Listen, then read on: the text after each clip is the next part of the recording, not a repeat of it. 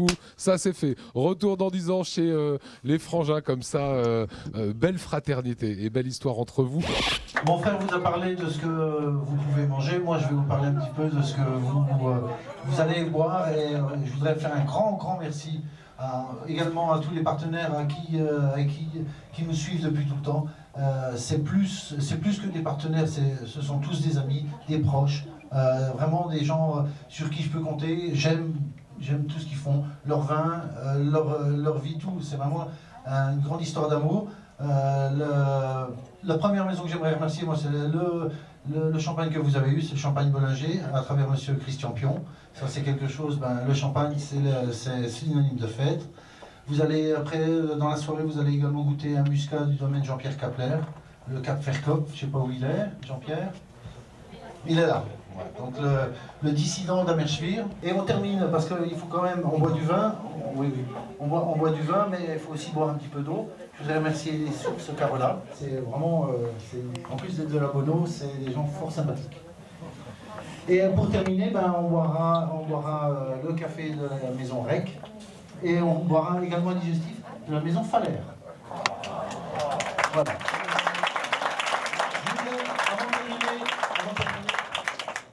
Je voudrais encore vous remercier et vous souhaiter un excellent appétit. Je voudrais juste donner la parole à monsieur le maire, s'il veut bien faire un petit discours. Mais bien, c'est le mec qui dit que du bien.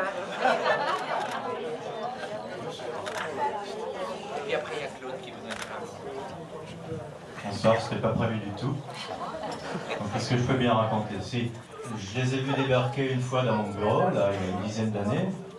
Ils me disent on va abandonner notre restaurant à Élysée. Puis ok, on lui dit soyez les bienvenus ici, à Kaisersberg.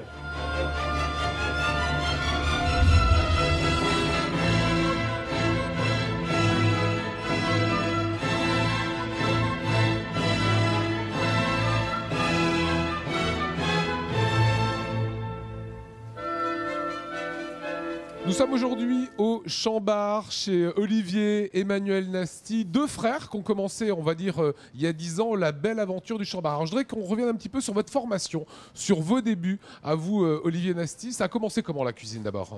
Je suis d'abord passé chez monsieur Jean Schillinger à l'époque. J'ai été second du papa. Et puis après, à l'Auberge de Lille, je suis reparti en Bretagne chez Rollinger, qui lui aussi avait 3 étoiles. Un restaurant sur la Côte d'Azur, un petit séjour en Angleterre. Et je m'installe assez rapidement, à vrai dire, il y a 17 ans maintenant en arrière, au caveau d'Eguisheim. Un jour, vous tombez ici à Kaisersberg, sur cet endroit. Vous n'êtes pas seul, parce qu'il y a la notion de famille chez les Nasty, elle est importante. Il y a Emmanuel, qui est un architecte, qui n'a rien à voir avec la cuisine. Comment, il y a 10 ans, vous décidez ensemble de créer quelque chose? Lui quitte son métier. Alors c'est assez bien de le dire, parce que c'est tellement souvent le contraire que les gens quittent notre métier pour faire un autre métier. Et voilà, mon frère, lui, se passionne pour le vin. Quelque part, c'est là où il faut tirer le chapeau, parce que moi, cuisinier avec un parcours professionnel assez costaud, j'ai un pas d'avance, on va le dire, comme ça. Et lui, donc, a dû travailler fortement et seul. À vrai dire, c'est un autodidacte dans le monde du vin. Et puis, c'est à force de dégustation, de sortie, tous ces jours de congé qu'il a mis en place une carte des vins et puis une grande connaissance dans le monde du vin. Alors, on retrouvera Emmanuel dans un instant. Durant ces 10 ans, c'est l'évolution, c'est l'étoile.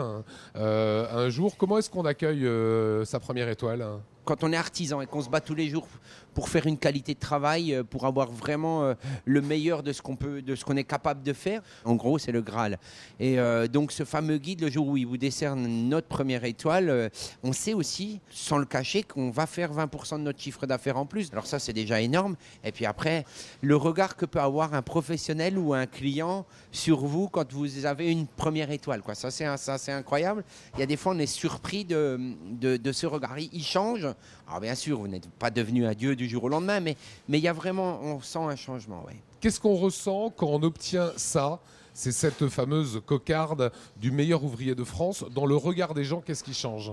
moi, ce que je retiens de tout ça, c'est ma satisfaction à moi. Ce que je veux dire, c'est que je sais que ce jour-là, j'ai fait mon métier dans l'excellence. Je suis allé au plus haut de mon métier, quoi. Et j'ai eu cette récompense parce que j'ai réussi avec tout un passé, avec 20 ans de travail ou 25 ans de travail, j'ai réussi à faire ce jour-là vraiment un travail parfait. Voilà, ça c'est la récompense suprême. Un gros entraînement avec Emmanuel, votre frangin, pour réussir ce concours de MOF. Ouais, mon frère m'a protégé, m'a mis dans une bulle, quoi, en gros. Moi, j'étais séparé de tout. J'étais au sein de l'entreprise, mais quelque part, j'ai quitté l'entreprise pendant toute ma préparation. On peut le comparer comme un grand sportif. S'il est seul, s'il n'a pas de coach, s'il n'a pas tout ça autour de lui, seul, tu n'y arrives pas, quoi. Je veux dire, il faut que tu sentes que tout le monde est avec toi et est prêt à faire le sacrifice qu'il faut, quoi. Aujourd'hui, Alsace 20 est ici, c'est un anniversaire, c'est les 10 ans. Quand vous vous retournez, quand vous regardez le travail parcouru, c'est de la fierté, j'imagine, mais quel regard, quelles ont été les difficultés? Qu'est-ce que vous vous dites? Je pense qu'il y a beaucoup fait dans notre réussite, c'est tout ce que j'ai mis en place pour ce terroir alsacien. La tradition ne rime pas forcément avec quelque chose de classique et lourd. La tradition peut être moderne, dynamique et vivante. Ça serait ça le bilan des 10 ans, de se dire, voilà, j'ai fait de ce terroir quelque chose à ma façon. On s'est imprégnés tous les deux de ce terroir, lui, mon frère, par le vin et puis par cette vie, cette culture alsacienne, et puis moi par la cuisine. Kaysersberg, que j'ai l'habitude de dire c'est la plus belle ville du monde, il manquait un joyau. On a eu votre restaurant avec votre étoile. On ne peut que s'en féliciter et surtout vous féliciter et vous souhaiter, dire tout l'or du monde. Merci.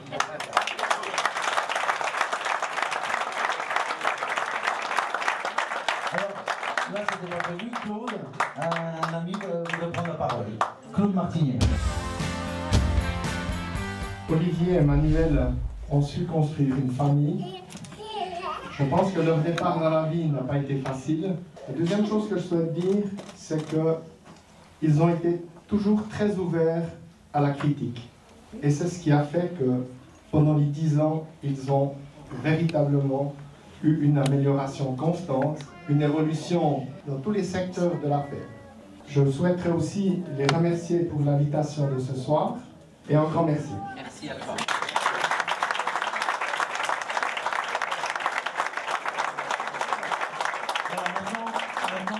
Encore une fois, bon appétit et puis que tout le monde passe à table. Passez une très bonne soirée.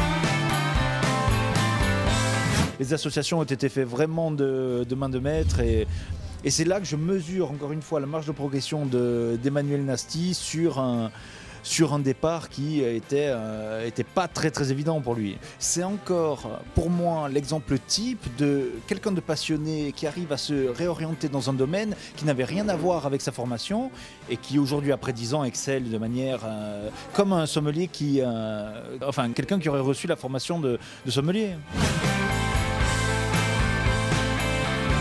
Ils ont de l'or dans les doigts, qu'ils l'utilisent. Il y a une étoile, un peu d'or qui descend comme ça. Je trouve ça chouette.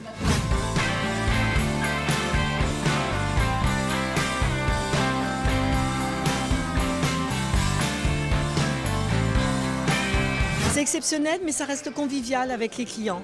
Parce que ce sont des clients, des habitués, que nous connaissons bien, même très bien, puisqu'ils viennent plusieurs fois dans l'année.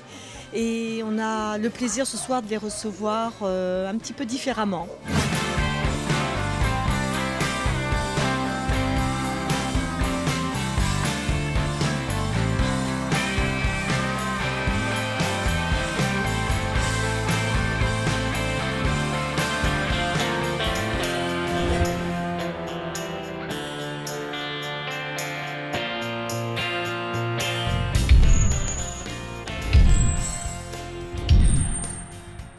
Happy